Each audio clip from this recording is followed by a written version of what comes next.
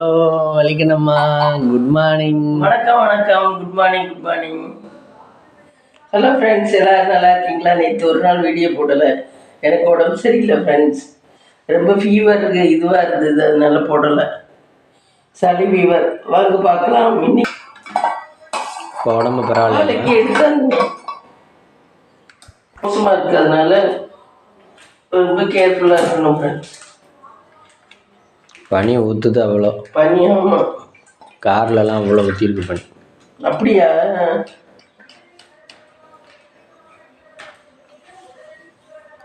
சிவன்ராத்திரிக்கு வரைக்கும் ஊற்றுறோம்னு சிவன்ராத்திரி வரைக்கும் இருக்கும் இந்த இது. மாசி மாதம் சிவன்ராத்திரி வரைக்கும் நமக்கு இந்த பனி இருக்கும் ஜாஸ்தி. அதுக்கப்புறம் இருக்காது, அதுக்கப்புறம் வெயில் காலமே ஃபுல்லாக.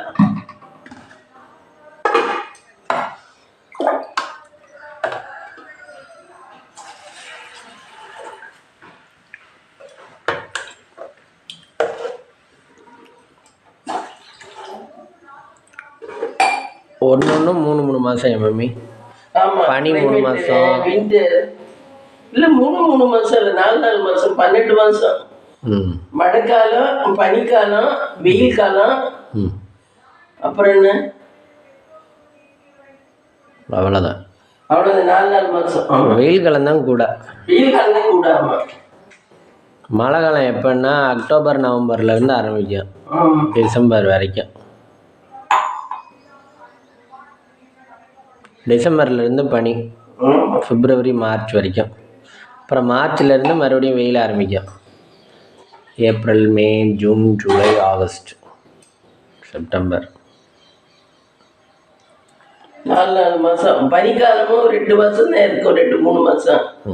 மழைக்காலமும் மழைக்காலம் இருக்கும்னு நினைக்கிறேன் 4 மாதத்துக்கு. வெயில் காலம் 4 மாதத்துக்கு, 5 மாதத்துக்கு இருக்கு. காலம் கூட ஒரு காலமாக இருக்கிறது இல்லை, மாறி மாறி தான். ஆமாம், அது கூட கிரகங்கள் மாற்றுது. நம்மளுக்கு எப்படி கிரகங்கள் அப்பண்டே எனக்கு மாறுதோ ஒரே மாதிரி வெயில் அடித்தா தாங்க முடியாதுல்ல. ஆமாம், எல்லா நாளுமே வெயிலே அடிச்சுக்கிட்டு இருந்தேன். ஆனால் கனடாவெல்லாம் பயங்கர குளிராக தான் இருக்குமா. காரெல்லாம் எடுக்கணும்னா ஐஸ் கட்டி மேலே இருக்குமா, தள்ளி விட்டு தான் எடுக்கணும். ஆமாம், ஆனால் ஸ்டார்ட் ஆகும் போல் ஐஸ், எவ்வளோ ஐஸில் இருந்தாலும். கனடாவில் பட்டு சேலை ட்ரெஸ்ஸே ஒரு 15 நாளைக்கு மேலே துவைச்சா போதுமா, அப்படியே இருக்குமா. துவைச்ச துணி அப்படி, கட்ட துணி அப்படியே அழுக்காகாம அப்படியே இதாகாம அப்படியே இருக்குமா. இங்கே ஒருத்தங்க எங்கள் சொந்தக்காரங்க, அவங்க மக வீடு கனடாவில் இருக்காங்க, அதாச்சி சொன்னிச்சு. கரப்பாம்பூச்சி எந்த பூச்சியுமே இருக்காதான், கரப்பாம்பூச்சியெல்லாம் இருக்கவே இருக்காதான் அந்த கிளைமேட்டுக்கு.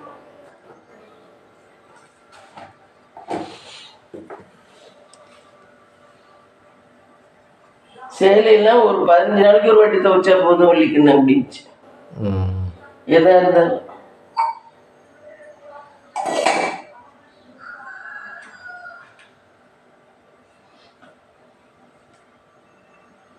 உங்கள் சேனலுக்கு பொன்னிஸ் கிச்சன் வச்சுருக்கீங்களே மம்மி, இது யார் பேர்? சாமி பேர்.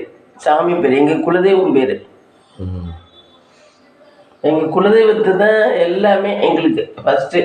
எங்களோட கார்லேயும் அதான் குலதெய்வம் பேர் தான் எழுதியிருக்கு, வண்டியிலையும் அதான், ஸ்கூட்டிலையும் அது, பல்சர்லேயும் அது,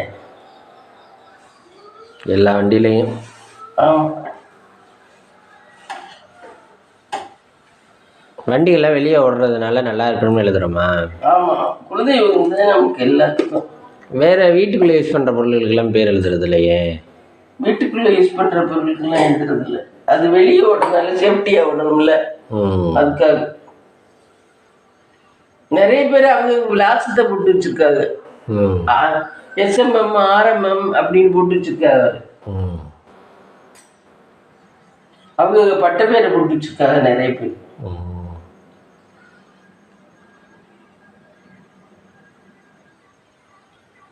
அப்புறம் இன்னைக்கு மார்னிங் டிஃபன் மம்மி?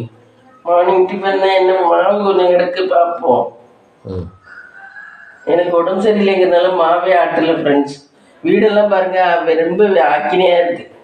குடம் 3 இங்கே தூக்கி வச்சிருக்கேன், என்னால் ஒன்றும் சுத்தமாக பண்ண முடியல ஃப்ரெண்ட்ஸ், அதனால அப்படி கிடக்கு.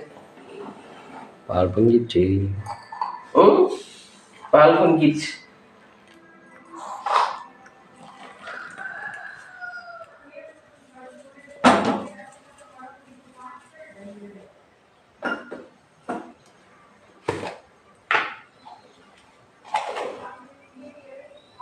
ஆனால் உடம்பு முடியலன்னா ரொம்ப கஷ்டமா இருக்கப்பா. அதுவே நமக்கு ஒரு பெரிய இது வர மாதிரி உடம்பு நல்லா இருக்குது. ஆனால் உடம்பு நல்லா இருக்கையில தெரியாது அந்த வருத்தம் தெரியாது. மற்ற வருத்தம் எல்லாத்தையும் நம்ம மனசுக்குள்ள விட்டுக்கிட்டு ஐயோ எனக்கு அது இல்லையே இது இல்லையேன்னு மற்றதெல்லாமே நினைப்போம். இதே உடம்பு நமக்கு சரியில்லைன்னா எவ்வளோ கஷ்டங்கிறது அப்போ தான் தெரியும். உடம்பு தான் சரியாக இருக்கணும், மிச்சம் எல்லாம் இல்லைன்னா கூட இப்படி சமாளிச்சிடலாம். உடம்பு சுக ஆரோக்கியம் வேணும். ஆரோக்கியம் தான் ஃபஸ்ட்டு வேணும் வாழ்க்கையில். அதுக்கப்புறம் தான் அது இருந்தாலே மற்றதெல்லாம் அனுபவிக்க முடியும். நம்ம ஆனால் அது உடம்பு நல்லா இருக்கையில் அவங்களுக்கு அது இருக்கு, இவங்களுக்கு இது இருக்கு, எனக்கு அது இல்லையே அப்படின்போம். ஆனால் அவங்க கார் வச்சிருக்காங்க, ஆமாம் இது வச்சிருக்காங்க, அவங்க இது வச்சிருக்காங்க அப்படின்னு தான் மனுஷன் நினைக்க தோணுது. அப்படி நினைக்கக்கூடாது. நமக்கு உடம்பு ஆரோக்கியமாக இருக்க அதுவே பெரிய செல்வம். நான் பாரில் எதிர்க்கு வந்துட்டேன்.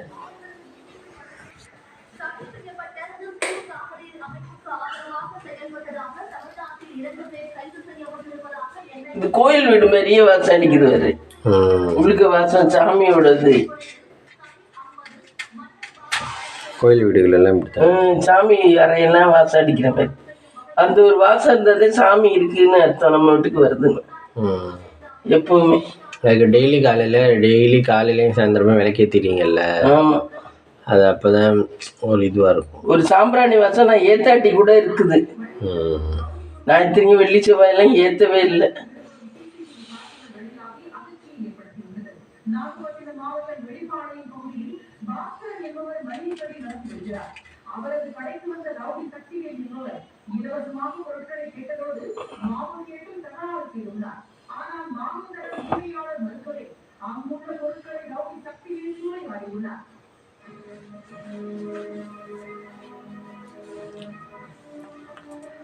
அதனால பூஜை முடிஞ்ச உடனே நம்ம சாமி ரூம் கதவை சாத்தி வச்சிடணும். எப்பவும் திறந்து வைக்க கூடாது.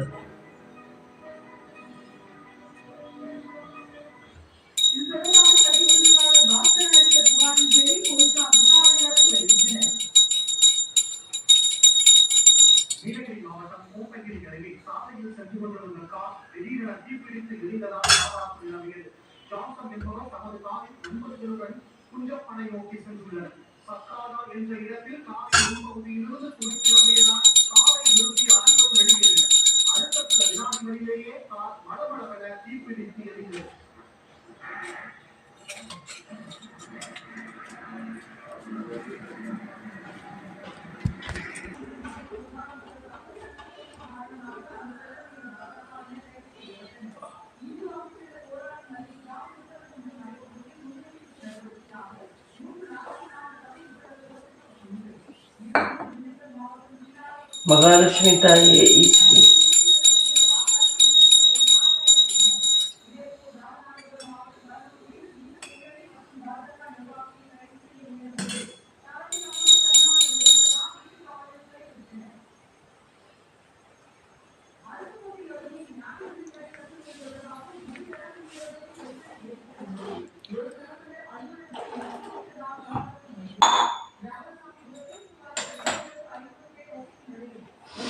பேரஸ்டமால் போட்டேன் ஃப்ரெண்ட்ஸ் 2 நாளாக.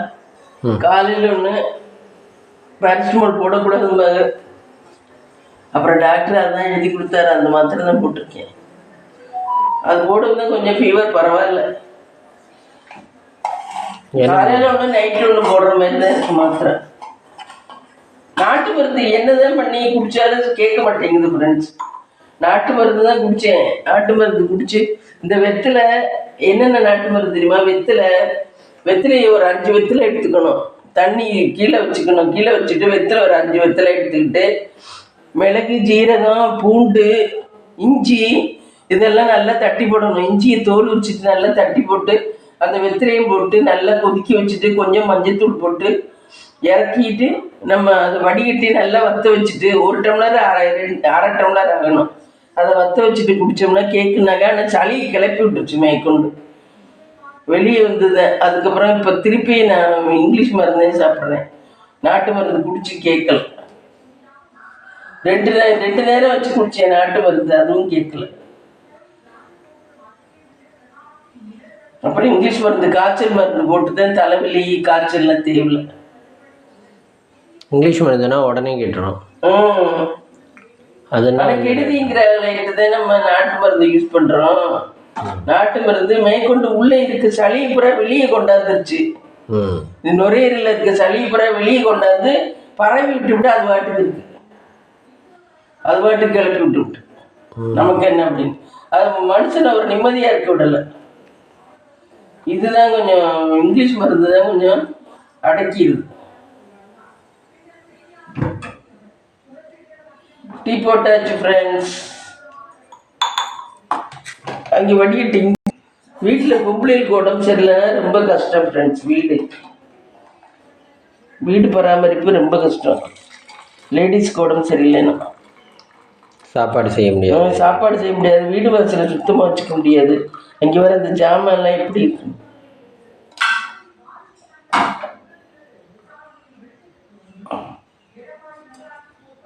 ஒரு சிலருக்குலாம் முடியாமே வராது. அப்படிலாம் இல்லை, அவங்க பார்த்துக்கிறத பொறுத்து. இப்போ நீங்கள் சென்னை விட்டு தான் நைட் இழுத்துக்கிட்டான், இல்லைன்னா இவன் தேர்ந்து வந்தது எனக்கு ஒரு சளி. கேரிங்கை பார்த்துக்கிட்டா கொஞ்சம். போன வருஷம் வீசிங்னு ஒரு 15 நாள் வீசிங் விடாமல் இருந்துச்சு ஃப்ரெண்ட்ஸ். இந்த கிளைமேட்டில் போன வருஷம் இந்த கிளைமேட்ல தான் 15 நாள் வீசிங் விடாமல் இருந்துச்சு. என்ன பண்ணியும் விட மாட்டேன்னுச்சு. ஒரு நாளைக்கு இந்த இது ஆவி பிடிக்கிறது அத்தனை வாட்டி பிடிக்கும். ஆமாம், வேலைக்கு போகிறதுக்கு முன்னாடி இங்கே போய் பிடிச்சிட்டு தான் வேலைக்கு போகும். ஆமாம்.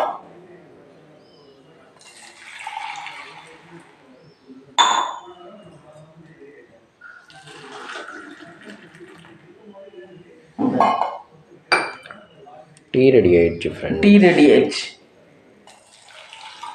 பசும்பால் வாங்குறது இல்லை ஃப்ரெண்ட்ஸ், பாக்கெட் பாலே தான். இன்னைக்கு பாக்கெட் பால் தான். இதே கொஞ்சம் பரவாயில்ல மாதிரி. பசும்பால் மொட்டை தண்ணி முழு தண்ணியாக இருக்கு. மளிகை ஜாமான் வாங்கியிருக்கீங்க போல. மளிகை ஜாமான் வாங்கி வச்சுட்டு அதெல்லாம் எடுத்து வைக்க கூட என்னால் முடியல. இதுதான் என்னென்ன வாங்கியிருக்கீங்க? 1/4 கிலோ பாசி பருப்பு. இது வந்து சப்பாத்தி மாவு ஆசீர்வாது. பொட்டுக்கடலை 1/4 கிலோவா 1/2 கிலோவா? 1/4 கிலோ தான் சொன்னேன். 1/4 கிலோ. இது வந்து எப்பயுமே ஃபஸ்ட்டு ஜாமான் வாங்கிடும் உப்பும் மஞ்சளும் வாங்கிடுவோம். கல்லுப்பும் மஞ்சளும்.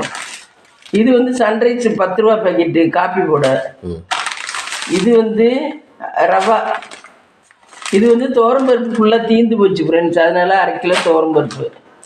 இது வந்து உளுந்தம்பருப்பு. இன்னும் வாங்க வேண்டியது இருக்கு. இன்னும் டீத்தூள் வாங்கணும், நாட்டு சக்கரை வாங்கணும். இந்த மாதம் நிறைய வாங்க வேண்டியது இருக்கு. அதெல்லாம் எடுத்து வைக்கல, அப்படி இப்படியே இருக்கு பாருங்க. வீடை ஒழுங்கா நீட்டாகவே வச்சுக்க முடியல, அப்படி இப்படியே இருக்கு. என்னால் முடியல. இனிமேல் டிஃபன் பண்ணையில் பார்க்கலாம் ஃப்ரெண்ட்ஸ். காலையில் பார்த்தீங்கன்னா பழைய மாவு இருந்தது, அதில் வெங்காயம் பச்சை மிளகாய் எல்லாம் போட்டு வதக்கிட்டு சுட்டேன் தோசை. நல்லாயிருக்கும் ஃப்ரெண்ட்ஸ், இது பசிக்காது. அதுக்கு தொட்டுக்க புதினா சட்னி, புதினா தேங்காய் தக்காளி வெங்காயம் எல்லாம் வச்சு புதினா சட்னி. எனக்கு வந்து அது சாப்பிட்டா செரிக்குதோன்னு இட்லி, கடையில் கொடுத்த சாம்பார் சட்னி. இதுதான் இன்னைக்கு பிரேக்ஃபாஸ்ட். இனி மதியம் சமைக்கணும் ஃப்ரெண்ட்ஸ்.